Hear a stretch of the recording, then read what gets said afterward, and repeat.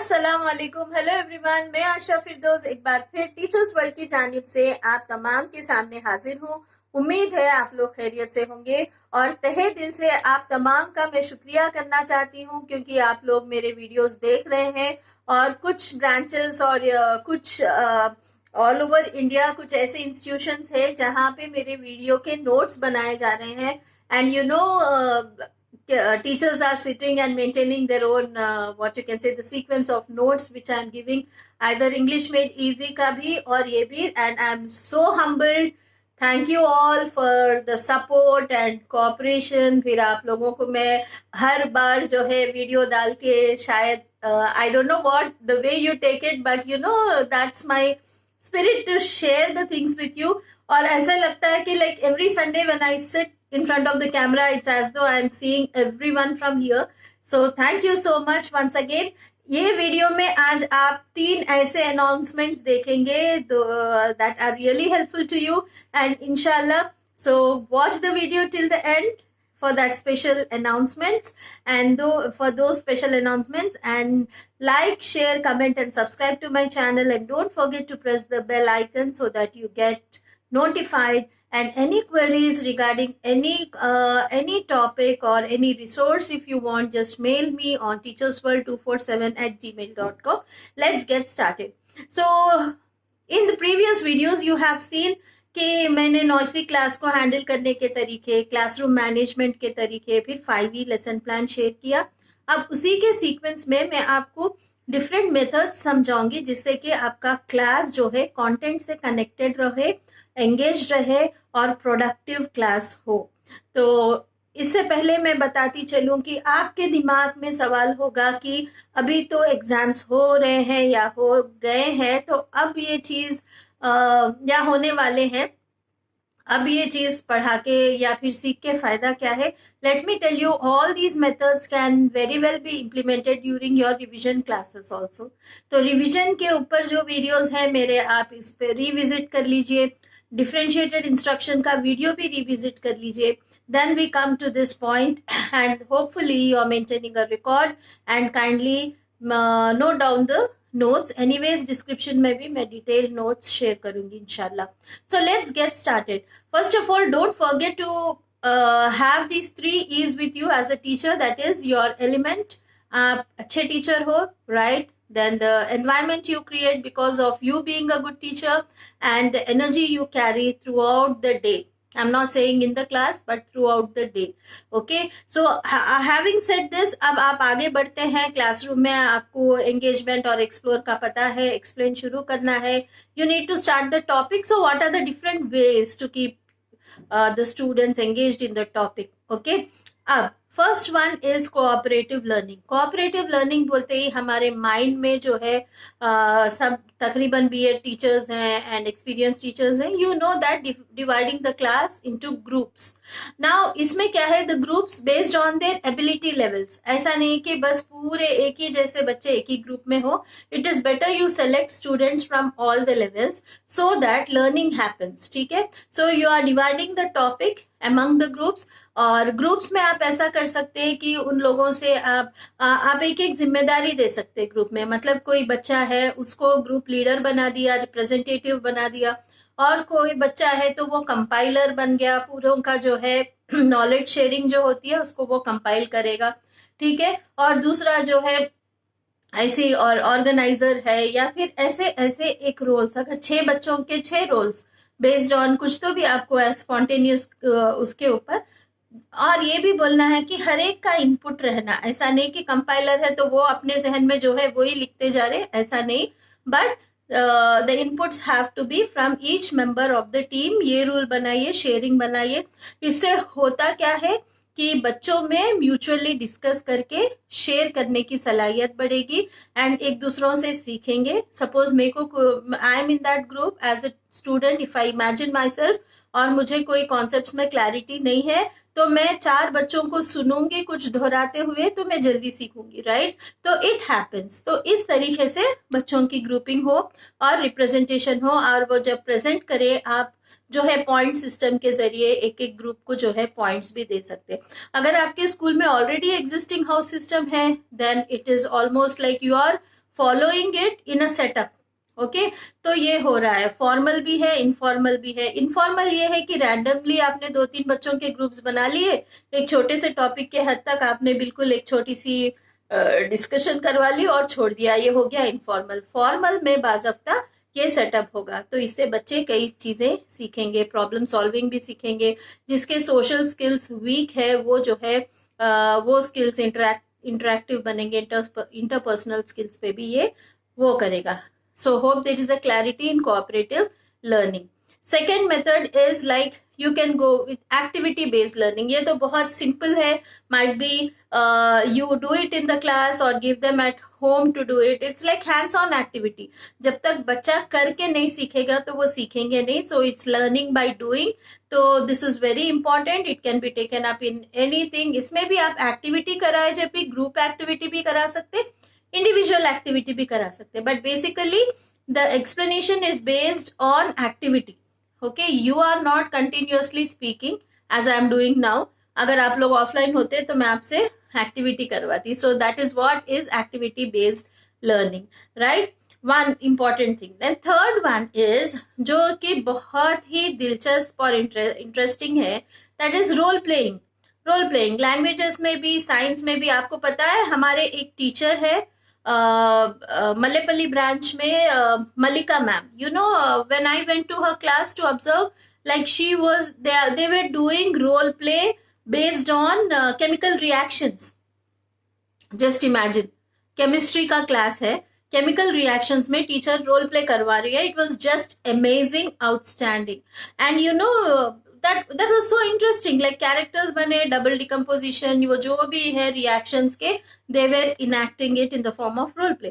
तो ये माइंडसेट हटाइए कि रोल प्ले सिर्फ और सिर्फ इंग्लिश में हो सकते हैं या हिंदी में हो सकते हैं। It can be in math also. like the other day we performed role play on addition and subtraction on stage in one of our annual day events in previous years. तो ये हो सकता है।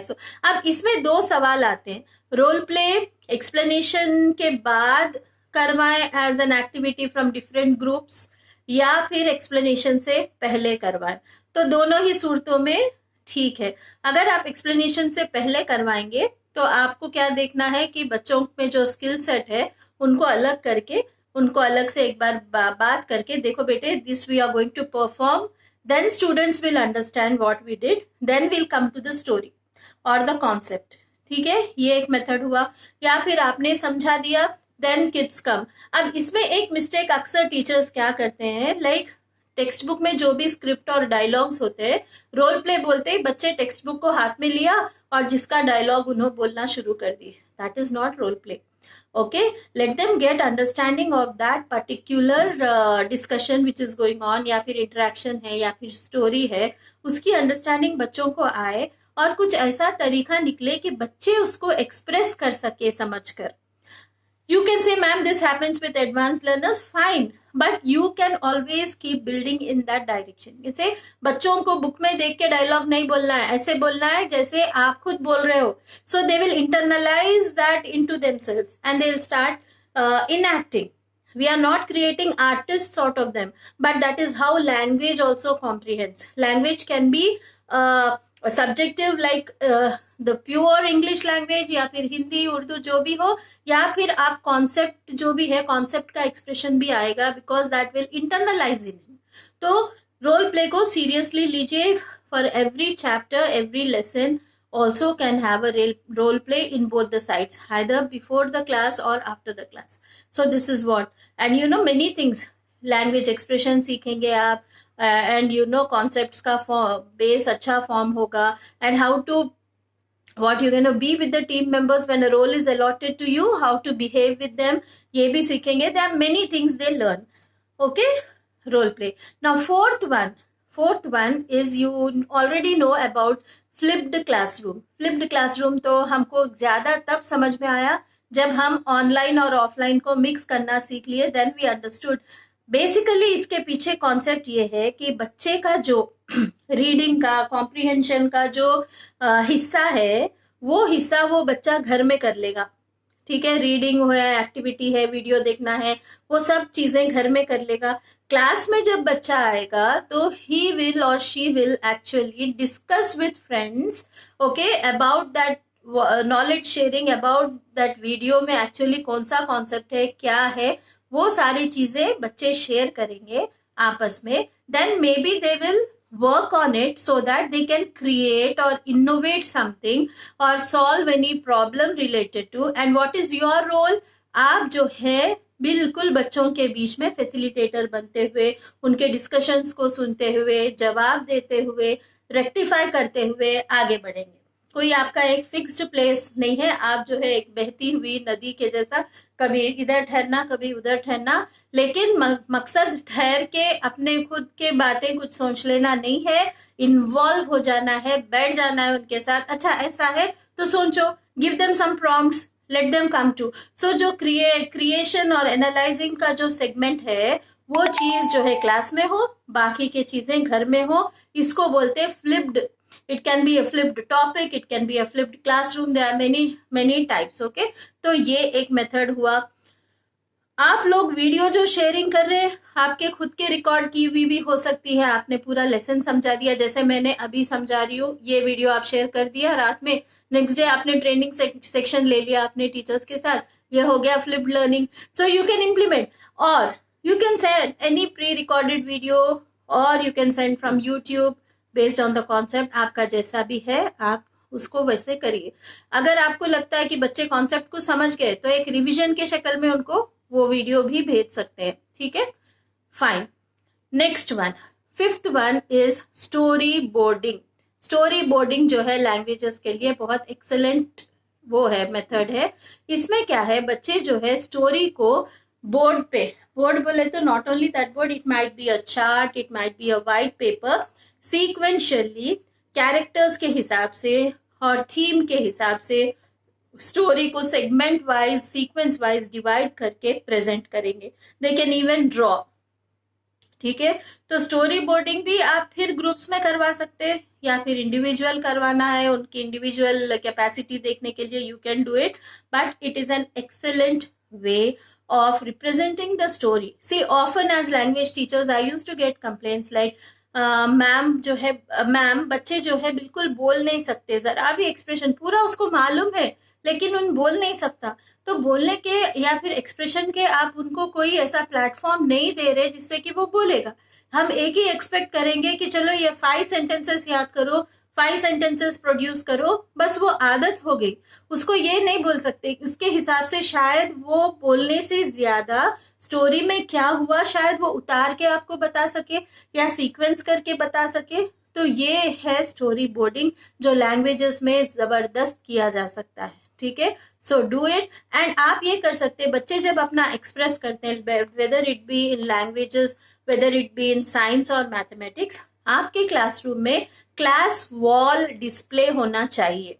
क्लास वॉल डिस्प्ले होना चाहिए जहां पे बच्चों का वर्क डिस्प्ले किया जा सके. फोटो के साथ हो तो और क्या हो, या आप एक बड़ा सा झाड़ जो है एक वॉल पे पूरा बनवा दे और फोटो के साथ बच्चे के वर्क को जो है वहां पे पिन करना शुरू करे. Then he will start realising like मेरा वर्क जो है एक्नॉलेज हुआ.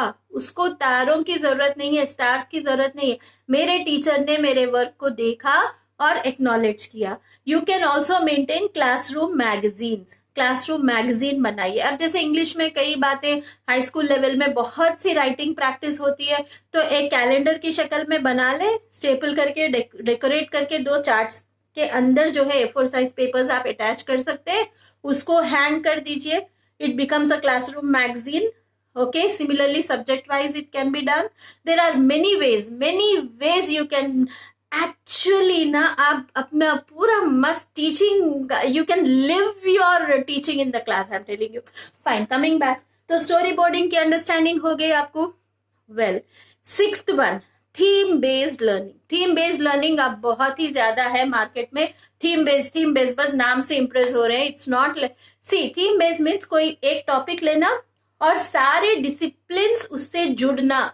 यहाँ पे कैच है, सारी डिसिप्लिन से जुड़ना से मुराद ये नहीं कि हर सब्जेक्ट में से एक लेसन लेके हमने थीम बना दिया. This is not theme based. If you are seeing it is animals, then animals को साइंस में अगर बेसिक लेवल है तो साइंस में जो भी है डोमेस्टिक एनिमल्स, वाइल्ड एनिमल्स, इसका अगर उसको फिर वो डिसिप्लिन को सोशल स्टडीज में may be it can be a different concept. Okay, and it can, like in language, you can build a story around animals. Okay, if it is math, you can talk about the distance they travel or whatever the weight concept या जो भी है. Bring math, link it to animals. Bring science, link it to animals. Bring English, write a paragraph on animals. Bring Urdu, कुछ descriptives लिखो. That is what is theme based. Means you are pulling the disciplines to that particular theme, and children are establishing connections, moving around the dots, and building their knowledge connections, and they are expressing it. That is the purpose of theme based method. तो this can be used for higher classes. 6th class के बाद भी 4th 5th से भी आप लोग बच्चों को अगर हर टॉपिक को, हर डिसिप्लिन को उस टॉपिक से जोड़ना चाहें तो creative skills, critical thinking skills बढ़ाने के लिए इसको आप यूज कर सकते हैं. Hopefully it is useful, right? And the last method for today, I will continue this video further. आज का लास्ट मेथड है demonstration and guided practice. Basically we have a mindset like ये सिर्फ साइंस में चलेगा. No, it is applied in English, in languages, in social studies, everywhere. For example, इसमें क्या है, पहले टीचर, मैं करूंगी, सब देखेंगे, मैं करूंगी, सब देखेंगे, फिर सब मेरे साथ सब करेंगे, we do together, मेरे साथ सब करेंगे. तीसरा, बच्चे सब मिलके करेंगे, okay, and I will be a facilitator. and चौथा, बच्चे खुद अपने आप करेंगे. ठीक है, जो भी टॉपिक हो, एक्सपेरिमेंट हो, क्रिएटिव एक्सप्रेशन हो, तो डेमोन्स्ट्रेशन एंड गाइडेड प्रैक्टिस ये हुआ. पहले टीचर एक्सप्लेन करते हैं, फिर बच्चों के साथ टीचर करते हैं, फिर बच्चे खुद से करते हैं, फिर बच्चे अपने आप से करते हैं. So this is very good. In any language also you can take, और you can even take science के लिए तो बोलने की जरूरत नहीं है, ये एप्लीकेबल है. So these are the methods I have shared in part 1. Part 2 में मजीद और इतने मेथड्स में समझाऊंगी. तो चलिए, बारी है अनाउंसमेंट्स की. सबसे पहले ये अनाउंसमेंट मैं अपने जो है इवॉल्व्ड लर्नर्स की शक्ल में मैं कुछ लोगों को बताना चाहूंगी. जो है सबसे पहले जेबा मैम जो है जहीराबाद से है, एमएस क्रिएटिव स्कूल के. लाइक माशाल्लाह, शी फॉलोज, नॉट दैट कि ये लोग मेरे वीडियोस देख रहे हैं, कि that they have evolved as learners, and they see to it that they share their knowledge. यही कैटेगरी में एक मुश्ताक बेलदार एक प्रिंसिपल है. ये सर भी कर्नाटका से, may be. So he is a principal, very grounded, mashallah, and he keeps what you can say, he keeps sharing his insight and feedback. Similarly, Mansoor sir, जो है ओशन, द IBM स्कूल के founder है. You can see the image which I gave. He is a visionary, माशाल्लाह, and the way he has grown from a very simple setup, एंड अब ऐसी कोई चीज की कमी नहीं है. यहाँ तक कि उन्होंने ये कोडिंग का भी पूरा सिस्टम जो है साइबर स्क्वायर के नाम से ये इम्प्लीमेंट कर लिया है. It is there in his. So thank you so much. अभी ऐसे कई नाम हैं, मगर मैंने आज सिर्फ 3 नाम लिए. So others don't get depressed. So in my coming videos, I'll be actually honoring you people. Thank you so much for your support, and many teachers from many branches almost, they literally they are following the videos. Jazakallahu khair. And the second announcement is, आपको अगर resources होना है, आपके school के लिए resources होना है और ट्रेनिंग होना है, so you can message me, and I'm sharing the details in description. You can mail me on Teachers World 247, and I will guide you whom to approach at Trellis for School. Trellis एक support system है जो teachers और जो है teachers के लिए है और बच्चों के लिए. थ्रू टीचर्स को ट्रेन करते हैं, and then they provide resources also. So approach them, and you can follow them on Instagram also. And the third announcement is, you can always approach me, Teachers World, okay? And you can share, like if you want me to adopt a school, or if you want me to train your teachers, or if you want me to train your teachers in some particular aspects, you can always approach me, mail me, send me a request. Inshallah, I'll get back to you and provide you with whatever you need, inshallah. So these are the 3 announcements, with a heartful thanks to all of you. Jazakallahu khair. Happy teaching, happy learning. Allah Hafiz.